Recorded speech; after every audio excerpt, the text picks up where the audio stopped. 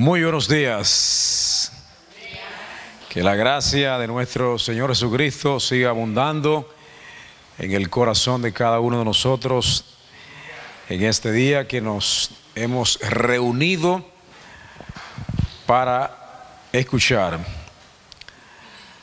para recibir alimento no físico, sino alimento espiritual, porque la palabra de Dios, eso es lo que constituye en nosotros un alimento que nos fortalece en el ámbito espiritual.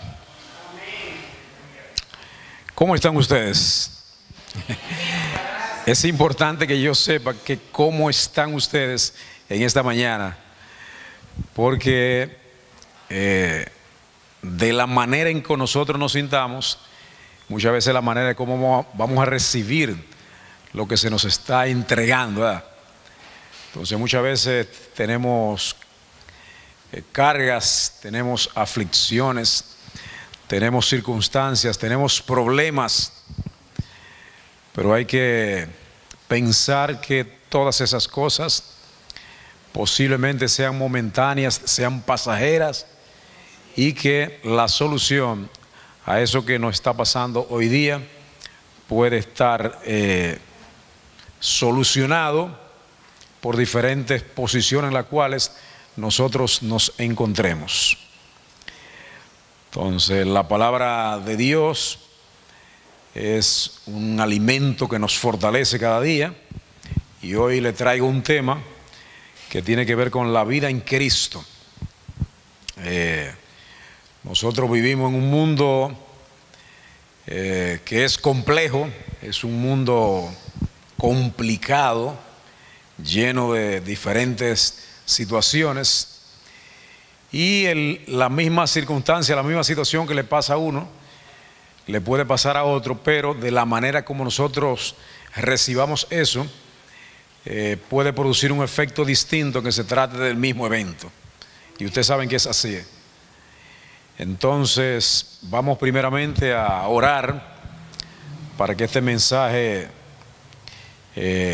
constituya un mensaje reparador, un mensaje de regeneración de nuestra mente, de nuestro espíritu, que pensemos que realmente nosotros podemos tener la solución en el Señor. El Señor nos tiene grandes promesas, y esas promesas constituyen muchas veces la solución a la situación a la cual nosotros estamos atravesando en el día de hoy. Padre de la gloria, en el nombre de tu Hijo amado Jesucristo, te damos gracias por esta mañana. Te damos gracias, Señor, por poner en nosotros ese interés por buscar las cosas divinas. Vivimos en un mundo terrenal que nos impulsa a consumir muchas cosas. Consumimos por la vista, consumimos por los oídos, estamos expuestos a muchas influencias, pero tenemos que tener la mente de Cristo para saber recibir las cosas que nos convienen y rechazar las cosas que no nos edifican. Aparentemente hay muchas cosas buenas que podían decir, ¿qué tiene esto de malo? Pero realmente no nos llevan a ningún lugar que sea un lugar de crecimiento para nuestro espíritu, para nuestras almas.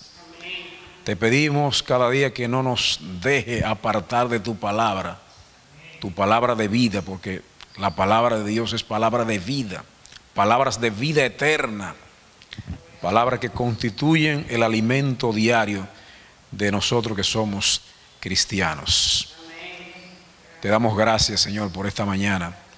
Te pedimos que ponga comezón de oído en cada hermano que va a escuchar este mensaje, Señor. Que este mensaje lo he preparado con mucho amor, con mucha dedicación, Señor, para que el pueblo reciba de ti, Señor. No reciba de mí, sino que reciba de ti. Gracias. Te pedimos por aquellos que están pasando por diferentes situaciones. Las mayores preocupaciones del ser humano son las necesidades, y muchas veces no hace falta la salud, llega la enfermedad, Y muchas veces no entendemos cómo convivir con estas cosas. Pero tú nos da paciencia, nos da perseverancia, nos da aguante para soportar las cosas que no podemos cambiar al instante. Pero que tú nos vas a direccionar, nos vas a dar dirección, información, palabra, para que nosotros salgamos de esa situación. Porque nada es permanente, Señor. Nada es permanente. Te pedimos tu orientación, te pedimos iluminación, te pedimos dirección, Señor, para que cada día nosotros estemos en la posición correcta. En esa posición donde te escuchemos a ti, ¿verdad? Muchas veces ponemos el ejemplo de diferentes emisoras. ¿Cuántas emisoras no hay? Pero tenemos que poner la sintonía de una frecuencia específica para escuchar algo específico que se está diciendo en ese momento. Entonces permítenos estar ahí, en esa frecuencia divina, en esa frecuencia adecuada para recibir, para seguir alimentándonos de ese tesoro que está escondido ahí en la palabra de Dios. Gracias, Señor, en el nombre de Cristo, nuestro Señor y Salvador. Amén.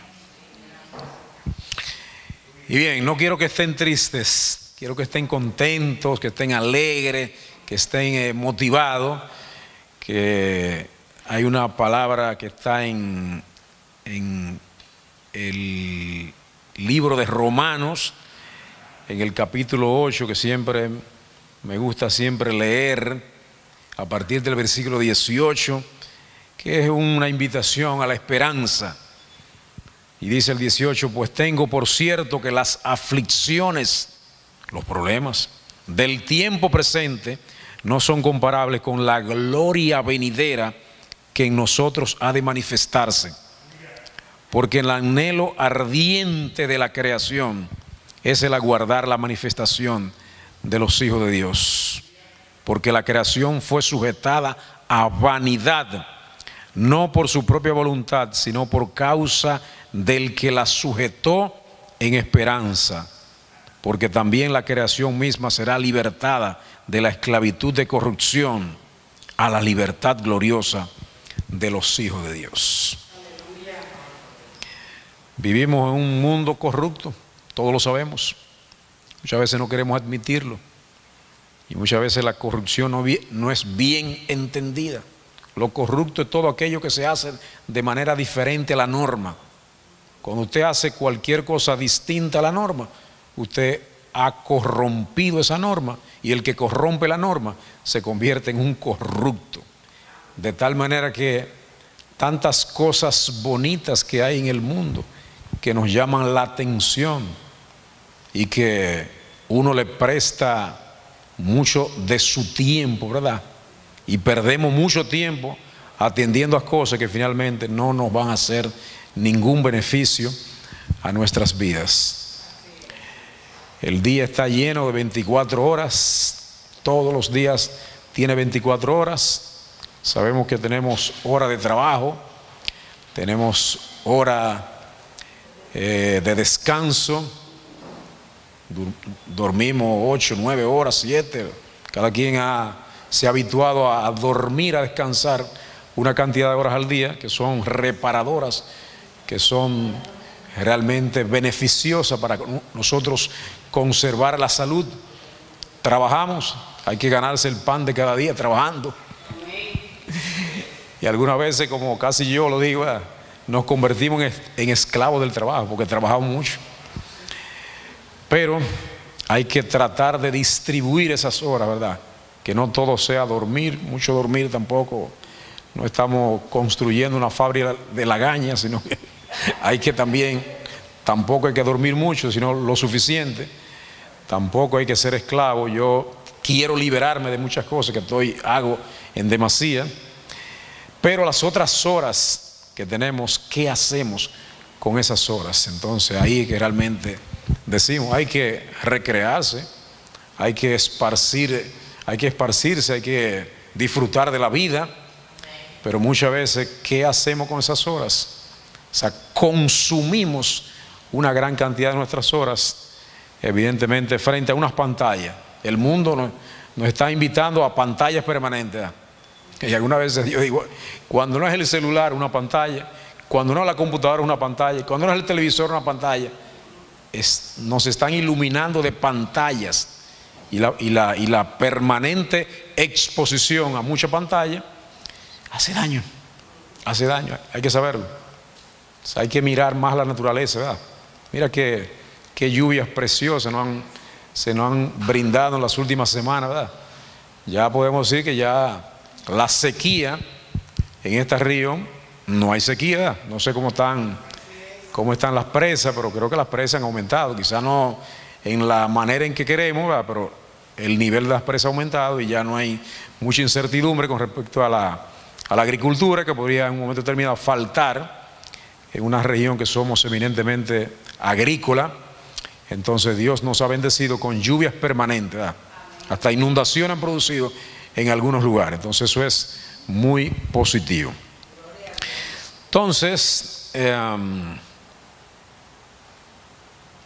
pensé ahorita, por ejemplo, decirle, bueno, yo nací en Boston, ¿ustedes lo sabían? Que yo nací en Boston, Massachusetts, en Estados Unidos, de una familia adinerada, de una familia de empresarios, en una ciudad hermosísima no.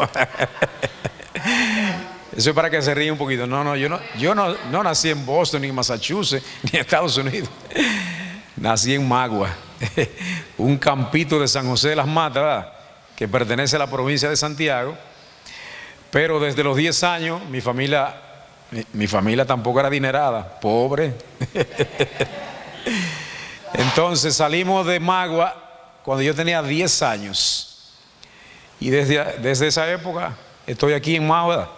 He salido alguna vez, pero momentáneamente, por poco tiempo. Pero he vivido aquí prácticamente desde los 10 años. Y aunque hay gente que no considera uno maeño, yo tengo mi corazón de maeño, yo me siento maeño, aunque no haya nacido aquí, pero todas mis vivencias, toda mi forma, toda mi formación, mi trabajo, todo lo he tenido aquí, mi familia, todo lo he tenido aquí. Mis hijos son maeños y mi mujer también es maeña. Ella sí nació aquí, yo no. Entonces, alguna vez uno dice, bueno, pude nacer en un país desarrollado o en un país subdesarrollado como la República Dominicana. O sea, quizá no es lo mismo nacer en República Dominicana que nacer en Estados Unidos, o quizá en Haití, o quizá en Argentina, en Australia, en España, en cualquier país. ¿Qué importa dónde naciste, verdad? ¿Tiene alguna importancia? ¿Tiene alguna trascendencia? Quizá mentalmente hay gente que se siente orgulloso por haber nacido en la ciudad. Y yo me siento orgulloso por haber nacido en el campo. Y amo el campo. Yo creo que finalmente voy a permanecer los últimos años de mi vida en el campo. Yo creo que sí. Yo creo que ahí voy a querer vivir en el campo, porque la ciudad, aunque no es que no me guste, pero la ciudad tiene mucho bullicio, yo soy casi una persona que amo la tranquilidad, amo, quizá no llamarle soledad, pero amo estar quieto, estar en reposo. Parece que al pastor también le gusta eso.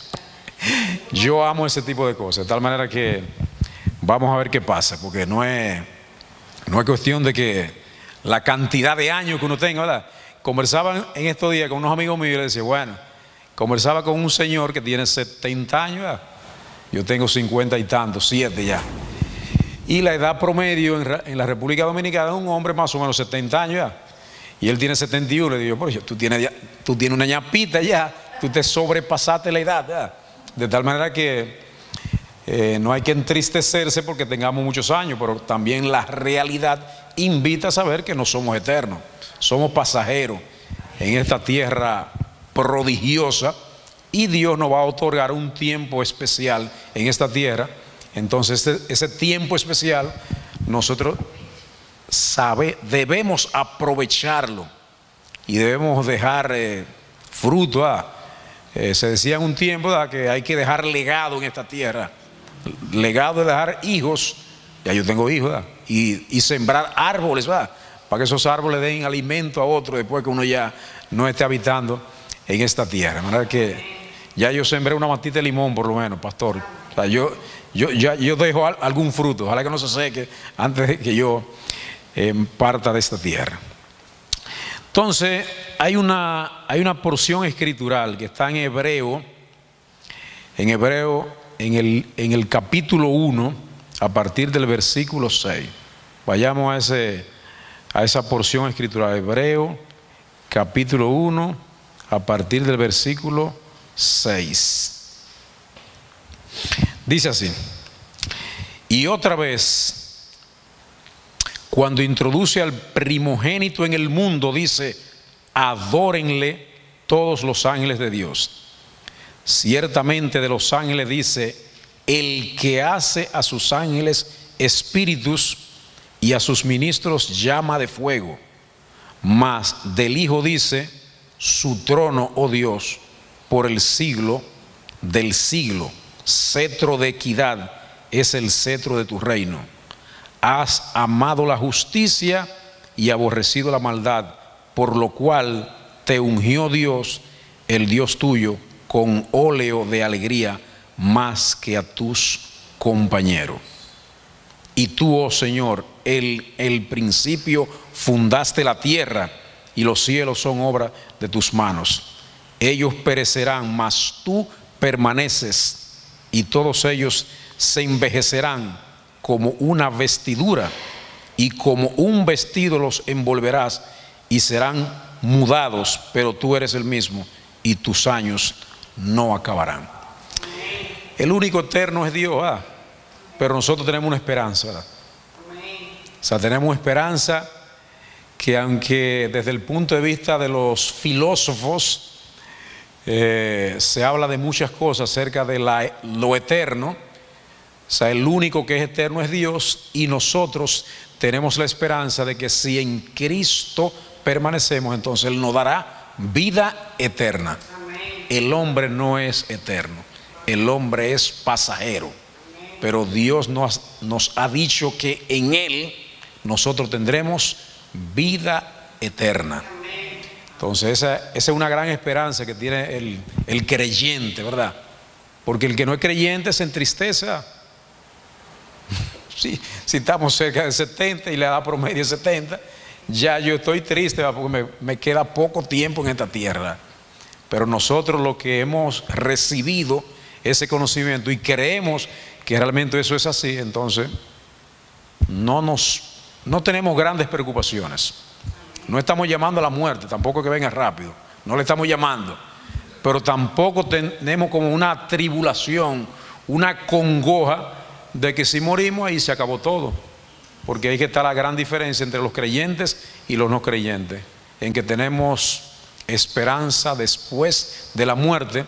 Nosotros tenemos la convicción de que reinaremos con Él. Amén. Tendremos vida eterna en Cristo Jesús.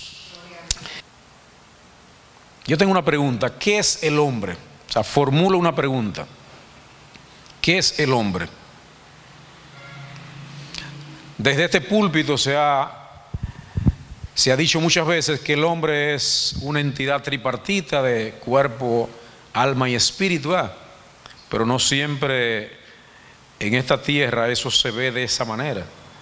Entonces, un filósofo como Platón, todos ustedes conocen a Platón, filósofo griego, Platón concibe al hombre como un ser compuesto por un cuerpo material y un alma inmortal. Consideraba que el alma era la parte más importante del ser humano y que estaba destinada a buscar la sabiduría y la perfección moral. Mientras que Aristóteles, según Aristóteles, el hombre es un animal político y social. Creía que la esencia del hombre radicaba en su capacidad de razonamiento y en su capacidad de vivir en sociedad. Consideraba que la felicidad consistía en alcanzar la excelencia y desarrollar plenamente las capacidades humanas. O sea, el tema de la felicidad es un gran tema en el ser humano. Yo creo que sí. O sea, el vivir en gozo, en vivir en paz, en vivir en armonía, en vivir en plenitud, yo pienso que todos nos inclinamos hacia eso. O sea, nadie, aunque esté hoy, ahora mismo, esté triste, quiere permanecer en ese estado. Todos queremos ser felices. y servir para algo, diría yo, ¿verdad? Porque si somos felices y no servimos para nada, entonces ¿de qué nos sirve eso? ¿Verdad? O sea, yo pienso que esos dos elementos son importantes.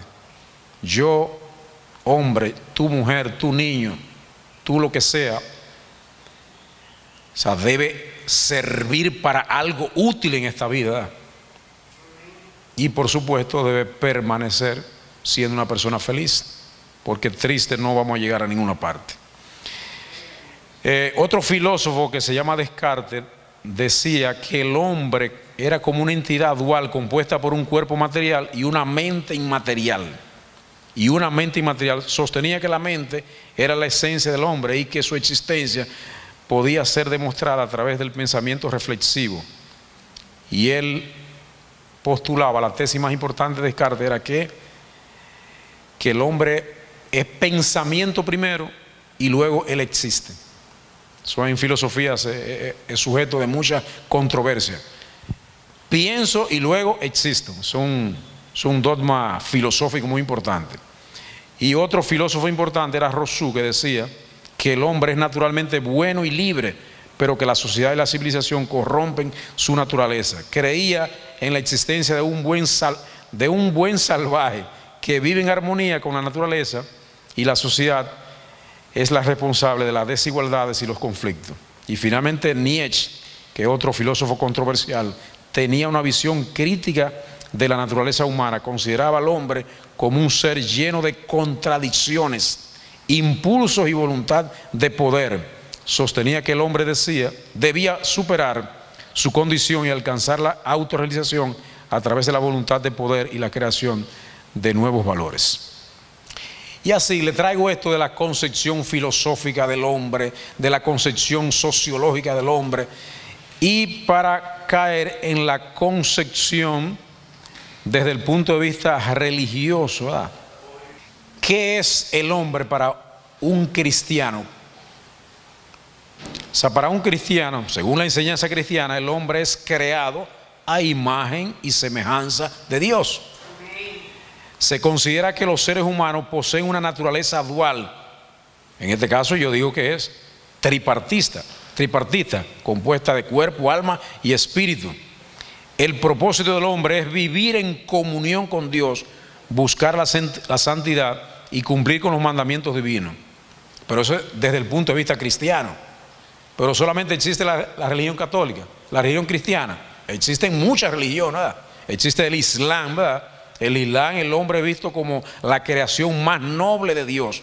Los musulmanes creen que Dios los creó a los seres humanos con libre albedrío. Y hay que la gran confusión de esa religión es que ellos creen en el libre albedrío.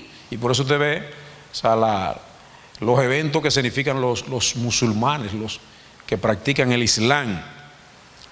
Pero solamente está el cristianismo y el islamismo. No, está el judaísmo. El judaísmo, según la tradición judía, el hombre es creado a imagen de Dios y tiene la responsabilidad de cumplir con los mandamientos de la Torá. En la Torá que cree el judaísmo, ¿verdad? En esos libros que también forman parte de la Sagrada Escritura. Pero también existe el hinduismo, ¿verdad? En la India, que es donde está la mayor concentración de hinduistas, ¿verdad? O sea, los hinduistas no tienen la misma concepción que nosotros.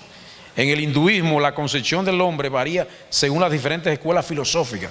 Ahí hay miles de escuelas filosóficas, imagínate, y cada una con sus propias características. Y si nos vamos al budismo, en el budismo se enseña que el ser humano es un ser impermanente y compuesto de 5 agregados: cuerpo, sensaciones, percepciones, formaciones mentales y conciencia. Se considera que el sufrimiento humano surge del deseo y la ignorancia y el objetivo espiritual en alcanzar la iluminación, lo que ellos llaman el nirvana, que es una especie como en términos comparativos, de lo que es el cielo para nosotros, los cristianos, el lugar de la eterna felicidad.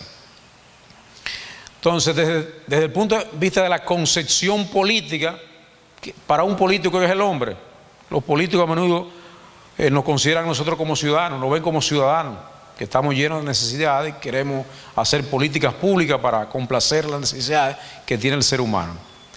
Entonces, todo este mapa que le presento, ¿verdad?, es para que ustedes vean que desde diferentes puntos de vista el hombre se concibe de diferentes maneras. Pero nosotros tenemos una concepción cristiana. ¿Cómo nos ve Cristo a nosotros? ¿Verdad que sí? O sea, nosotros debemos concebirnos no como lo dice el hinduismo, no como lo dice el budismo, ni el islamismo, no. O sea, nosotros debemos concebirnos como lo que Dios nos ve a nosotros, como hijos de Él. Nosotros somos hijos de Dios y debemos considerarnos hijos y tenerlo a Él como Padre, ¿verdad? Algunas veces no conocemos bien o no entendemos bien la relación de padre a hijo, pero nosotros somos hijos, tenemos un padre. Quizá esa relación que nosotros tuvimos con el Padre no fue tan cordial, no fue tan amorosa, no fue tan especial, pero desde el punto de vista de un padre lo que quiere es lo mejor para sus hijos, ¿verdad? O sea, los hijos nunca son como uno quiso que quisieran, ¿verdad? Ni uno como hijo fue como el padre de uno quiso que uno fuera. Entonces cada hijo es una imagen diferente, una persona distinta, ¿verdad? Y los padres queremos que fueran todos iguales, pero no es posible. Entonces Dios nos ve como hijos y Dios se extasía cuando ve que uno tiene un comportamiento como Él quiere que nosotros lo queramos.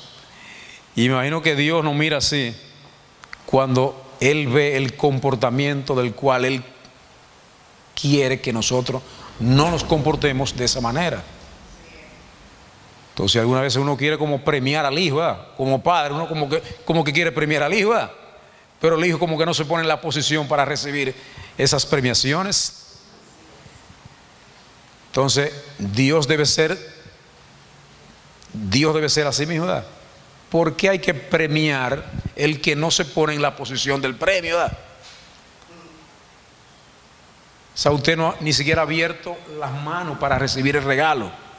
O sea, usted no debe recibir ese regalo porque ni siquiera anhela ese regalo. Usted cree que ni necesita ese regalo. Usted está bien así. ¿Y para qué? No, eso no es para mí. Entonces siempre la gracia de Dios es un regalo especial. Y muchos no entienden eso. Y muchos rechazan esa gracia porque entienden que ellos pueden vivir sin esa gracia. Y es cierto que pueden vivir sin esa gracia, pero alejado del favor de Dios. La comparación más viva que se puede hacer es con la prosperidad económica. Hay gente que prospera económicamente y piensa que eso es Dios que ha ayudado a prosperar. No. Y yo lo he entendido muy bien eso. La prosperidad material no tiene que ver con Dios. Pudiera tener con Dios, pero la vida está llena de gente próspera que no han prosperado en relación con Dios.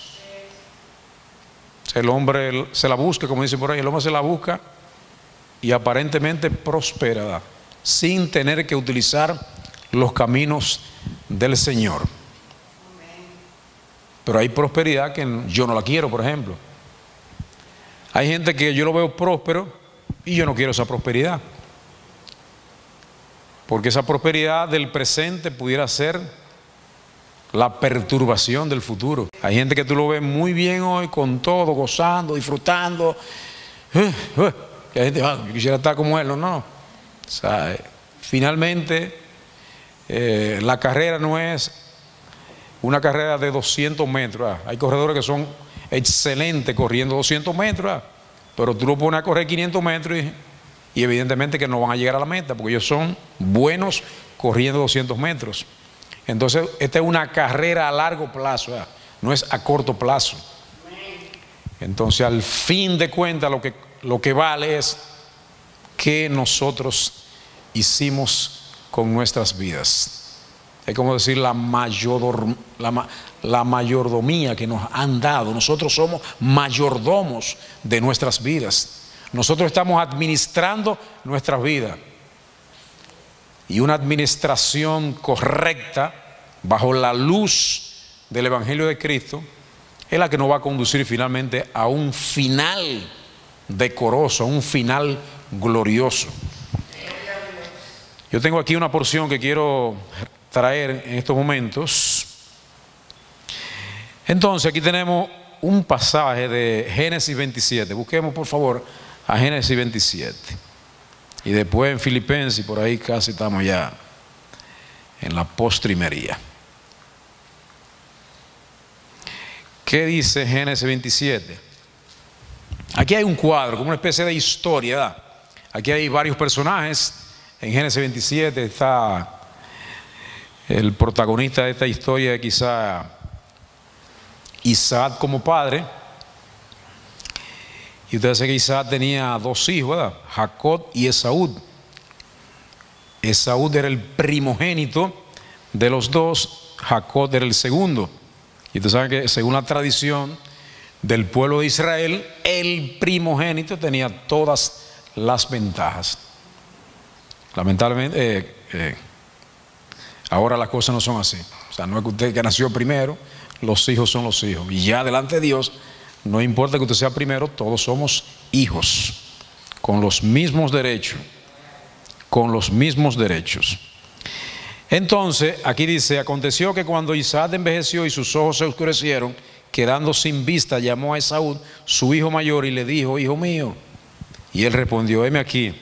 Y él dijo, he aquí, ya soy viejo, no sé el día de mi muerte.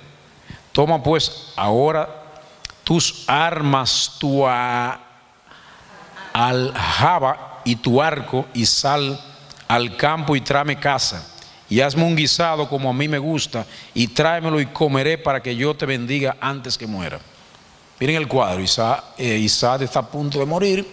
Entonces la tradición era que antes de morir tenía que darle la bendición al primogénito, y el primogénito era como la especie de herencia que quedaba, y quedaba como en responsabilidad de la familia. Rebeca, que era la esposa de Isaac, oyendo cuando hablaba Isaac a Esaú, su hijo, y se fue Esaú al campo para buscar la caza que había de traer. Entonces Rebeca habló a Jacob, su hijo, diciendo, he aquí, yo he oído a tu padre que hablaba con Esaú, tu hermano, diciendo, traedme caza y hazme un guisado para que coma y te bendiga en presencia de Jehová antes que yo muera. Ahora pues, hijo mío, obedece a mi voz en lo que te mando. Mira el conflicto ahí. Rebeca era la madre de los dos, ¿que sí? Pero tenía predilección por el hijo Jacob, ¿verdad? Y ella escucha esto, y como Jacob es su hijo favorito, entonces le dice, no, vamos, búscame algo rápido ahí, que le voy a hacer un guisado para que tú te hagas pasar por Esaú, para que tú recibas la bendición. O sea, la madre quería que no fuera Isaac que recibiera la bendición, sino que fuera Jacob. Y efectivamente ocurrió. Para no leerle todo esto, le prepararon el guisado. Le dije en el primer versículo que estaba ciego, no veía, solamente tenía bueno el tacto. Y fue y le llevaron el guisado y le puso una piel suave, porque los dos eran diferentes. Uno era muy velludo, el otro era lampiño. Entonces lo conocía por el tacto, quién era uno y quién era el otro. Pero nada, lo confundieron y se hizo pasar Jacob por Isaac y por Esaú, y finalmente recibió la bendición. Y la bendición implica que cuando se da la bendición no tiene reversa.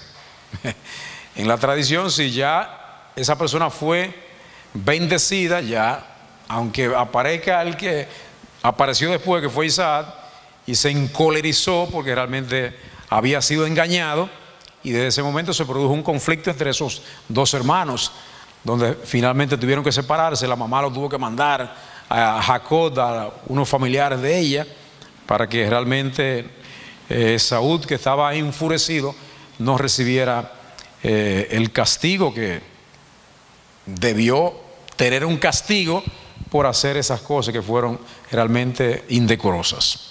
Pero nada, en esa familia, en una familia normal, imagínense que ocurra eso en una familia de ahora, se producen los conflictos.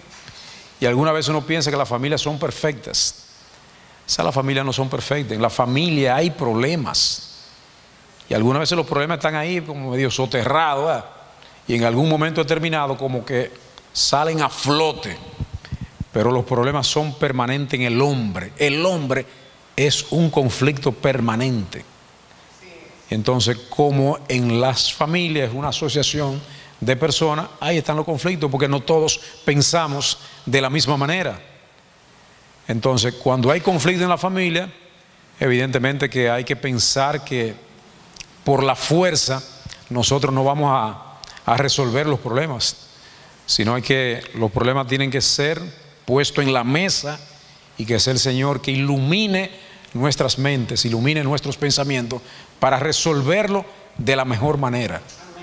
Porque muchas veces uno piensa que se resuelven de esta manera, pero quizás no es la mejor forma de afrontar, de abordar esa situación.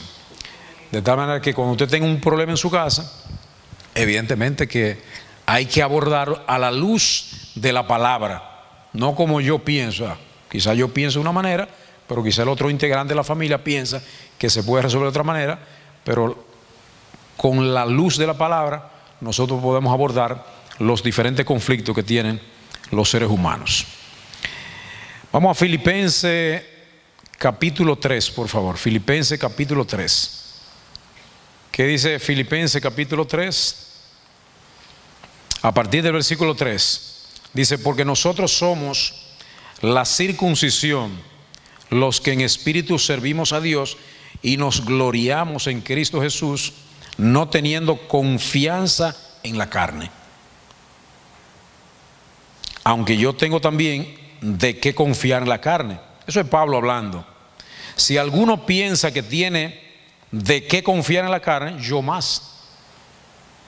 Circuncidado al 8º día, del linaje de Israel, de la tribu de Benjamín, hebreo de hebreos, en cuanto a la ley, fariseo, en cuanto a celo, perseguidor de la iglesia, en cuanto a la justicia que es en la ley, irreprensible. Él lo tenía todo si era apoyarse en la carne, ¿verdad? Pero él dice lo siguiente: pero cuántas cosas eran para mí ganancia, las he estimado como pérdida por amor de Cristo. Y ciertamente aún estimo todas las cosas como pérdida por la excelencia del conocimiento de Cristo Jesús, mi Señor, por amor del cual lo he perdido todo y lo tengo por basura para ganar a Cristo. Y ahí está el dilema del mundo. Muchas veces pensamos que si venimos a los pies del Señor vamos a perder grandes cosas que tenemos en el mundo, grandes cosas que hacemos. Y usted no sabe el conflicto que se genera cuando el Señor quebranta a un hombre, pone los ojos a un hombre, lo quebranta y le hace convicción de pecado. Y ese hombre del mundo, esa mujer del mundo, con tantas ilusiones que tiene que comenzar a rectificar el camino, tiene que comenzar a recorrer otro camino, porque esos caminos que recorrían no eran caminos de salvación, sino caminos de perdición. Entonces Pablo nos da un ejemplo vivo. ¿Cuántas cosas perdió él? Era un hombre establecido, un hombre formado, un hombre como se dice hoy día, con un statu quo en la sociedad, posicionado en la cima de la sociedad. Y él dice que lo dejó todo y lo dio por basura para ganar algo de mayor excelencia, que es ganar a Cristo Jesús. Entonces muchas veces eso es lo que hacemos, ¿verdad? Nos duele dejar algunas cosas porque todavía estamos conectados a ella y no entendemos que dejando esas cosas conseguimos algo de mucho mayor valor. Y el 9 dice: y ser hallado en él, no teniendo mi propia justicia, que es por la ley, sino la que es por la fe de Cristo, la justicia que es de Dios por la fe, a fin de conocerle y el poder de su resurrección y la participación de sus padecimientos, llegando a ser semejante a él en su mente. A él en su muerte, si en alguna manera llegase la resurrección de entre los muertos. Ahí está un gran detalle, un elemento importante a detenerse, a reflexionar y a meditar. ¿Qué es lo que me está sujetando? Que no me consagro completamente al Señor. ¿Cuáles son las ataduras que me impiden avanzar y proseguir a la meta? ¿Cuáles son esos nexos que me mantienen todavía en el mismo lugar? Porque nada está en el mismo lugar. Y muchas veces nosotros pretendemos permanecer en el mismo lugar. Ni los planetas, ni las estrellas permanecen en el mismo lugar. La vida es un constante cambio. El universo es un espacio de cambio permanente.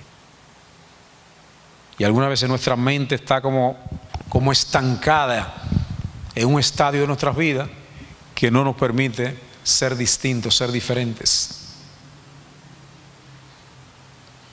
Tenemos que participar de los cambios, porque aunque usted no lo quiera, el cambio te arrastra.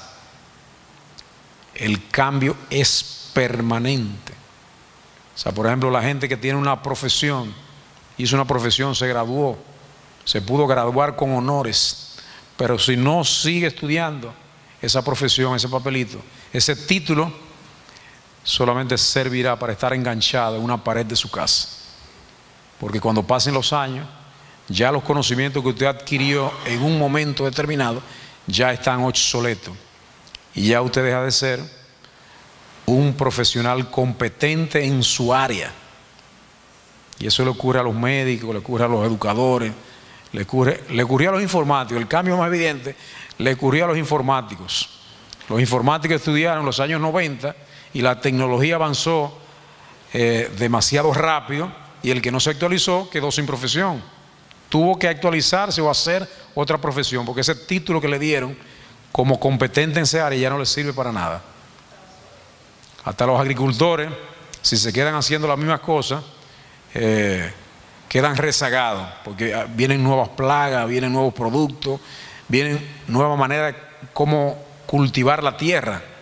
Entonces el cambio en el ser humano es permanente. Entonces nosotros debemos tener ese cambio que nos proporciona tener una mente renovada.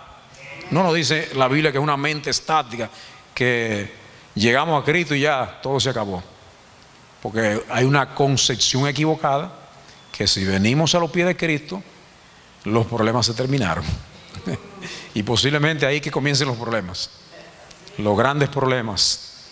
Porque las soluciones a los problemas hay que hacerlas desde el conflicto.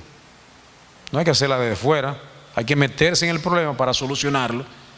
Y con una mente renovada usted puede entonces resolver esos problemas. Si te vendieron la ilusión de que si tú vienes aquí los domingos a la iglesia, Congregación Cristiana, nuestra casa de fe, tus problemas se te van a ir como por arte de magia. Te están vendiendo un evangelio equivocado. Ese no es el evangelio que aquí se predica. El evangelio que aquí se predica es un evangelio en el cual tú vienes a la casa de fe a recibir enseñanza, y por medio de esas enseñanzas tu mente va a comenzar a recibir una transformación. Y la transformación es en el pensamiento, en el corazón se produce también una transformación de ver una perspectiva diferente, ver al hermano de manera diferente, ver al mundo de manera diferente. Entonces esa transformación nos va a permitir a nosotros también transformar las circunstancias en las cuales nosotros estamos viviendo en ese momento. Quizá, por ejemplo, una enfermedad yo no puedo cambiarla. Yo no puedo cambiar un padecimiento que tengo. Posiblemente se puede cambiar, pero muchas veces ver la situación que tenemos y recibir un conocimiento de cómo tú convivir con esa enfermedad, porque hay enfermedades que no son de muerte, tú puedes convivir con ella y tener una vida normal a pesar de tener esa aflicción. Pero también está el campo de la salud. Esas enfermedades, muchas de ellas tienen solución. Entonces, muchas veces estamos esperando una solución mágica. Vayamos al médico a ver qué es lo que tenemos. Y muchas veces lo que nos preocupa y que tenemos un problema grande en nuestra mente, resulta ser que es algo simple, que un especialista, un médico con el conocimiento adecuado te proporciona algo que te va a curar. O sea, quizás no es la norma del mundo que nos curemos, porque el negocio entonces tiene problemas. Pero sí, evidentemente, afrontar un problema. Que me duelen los riñones y voy a seguir toda la vida que me duelen los riñones. Vaya a ver qué es lo que tiene. Quizás son unas simples arenillas que usted tiene en los riñones, y con algún tipo de medicamento, eso sale de ahí, usted comienza a dejar de sufrir de esos dolores, de esos molestosos dolores que yo una vez tuve que afrontar, que son unos dolores que dicen que se parecen a parir, ¿verdad? Dicen de que parir es algo grandioso, dicen las mujeres, un dolor espectacular. Entonces, un dolor en los riñones, cuando usted revuelca y no encuentra lugar en la cama, boca abajo, boca arriba, de lado, en silla, sentado, y ese dolor no cede. Entonces, muchas veces no tenemos la solución porque no buscamos la persona, el lugar adecuado para nosotros tener esa solución. Entonces, para ir terminando, hay un libro corto en la Biblia que se llama Tercera de Juan. Vamos a buscar a Tercera de Juan, que es apenas un capítulo. Tercera de Juan.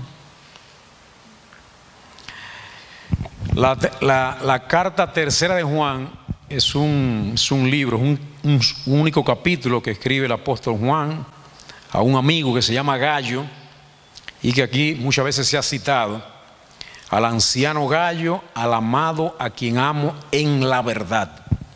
Amado, yo deseo que tú seas prosperado en todas las cosas y que tengas salud, así como prospera tu alma. Pues mucho me regocijé cuando vinieron los hermanos y dieron testimonio de tu verdad, de cómo andas en tu verdad. No tengo yo mayor gozo que este, el oír que mis hijos andan en la verdad. Amado, yo deseo que tú seas prosperado en todas las cosas y que tengas salud, así como prospera tu alma. Es un deseo maravilloso, ¿verdad? Que se lo estoy leyendo para también que ustedes sepan que nosotros queremos que ustedes estén en salud, que ustedes prosperen, así como prospera su alma. Lo que quiere decir esto, que lo que Dios quiere es que nosotros prosperemos en todas nuestras áreas, que prosperemos en salud, que prosperemos materialmente, pero que no nos agitemos con esas cosas de prosperar materialmente. Si Dios quiere que nosotros prosperemos materialmente, lo vamos a hacer sin tener que agitarnos con las cosas que nos proporciona el mundo, que nos quita realmente la salud. La prosperidad, buscando la prosperidad, nos quita la salud, y después esa prosperidad hay que convertirla en esos recursos que ganamos buscando esa prosperidad, entonces vuelven y hay que invertirlo en salud.